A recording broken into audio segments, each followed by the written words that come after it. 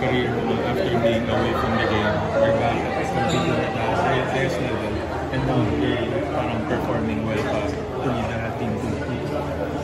Yun nga, I'm still positive lang ako every time inside of bad start. Pero alam ko naman na masama yung laro ni Gilmar nung game 3. Alam ko naman na babawi siya today. Pero okay naman eh. So kung gagawin niya yun, mapapagod din naman siya. So parehas kaming mapapagod. And yun, gagawin ko pa rin kung ano yung dapat kong gawin.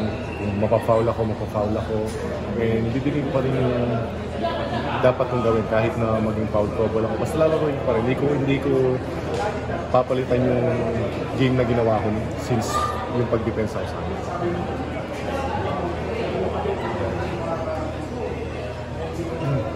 Boys, Asha. Ano lang, since wala pang magtatanong, yung journey mo lang, brother, na yun nga, ang tagal mong wala sa game, pero how do you parang find yourself ready ulit to play at this level? Kasi hindi naman biro yung pinagdaanan.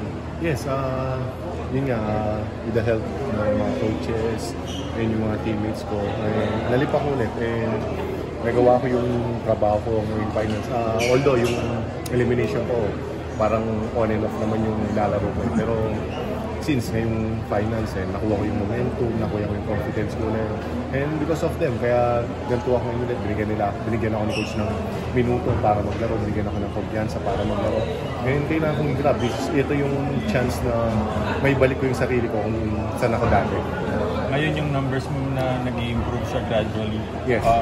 At you're competing against yung parang medyo barometer na ito in some way.